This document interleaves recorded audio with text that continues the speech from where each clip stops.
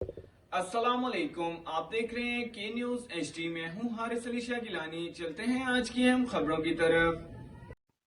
آپ دیکھ رہے ہیں کے نیوز چینل انٹرنیشنل۔ رک کریں گے کراچی کا، جہاں سے رپورٹ کریں گے ہماری لیڈی رپورٹر عروج خان۔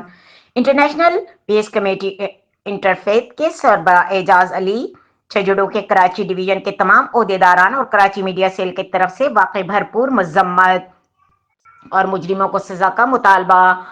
آج 19 فروری مزدوروں کو بس سے اتار کر موقع پر قتل کر دیا گیا۔ اس سے پہلے اگست 2024 میں موسیٰ خیل میں 23 مزدوروں کو بے گناہ قتل کیا گیا۔ مئی 2024 میں گوادر میں 7 حجام کو قتل کیا گیا۔ کج میں 2 کو موت کے گھاٹ اتارا گیا اور نوشکی میں اپریل 2024 میں 9 انسانی جانوں کو قتل کیا گیا۔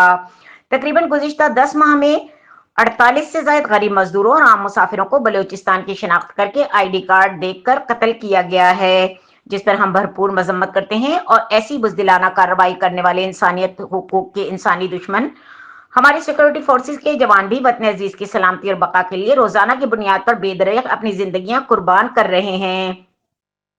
اس صورتحال میں ہماری وفاقی اور پنجابی اور بلوچستان کی دونوں صوبائی حکومتوں سے مطالبہ ہے کہ مشترکہ حکومت عملی بنائیں جو مسافروں، مزدوروں، عام لوگوں کی زندگیوں کی ضامن ہو اور صوبائی تعصب اور نفرت کو باہمی ہم آہنگی میں بدلنے میں مددگار ثابت ہوں۔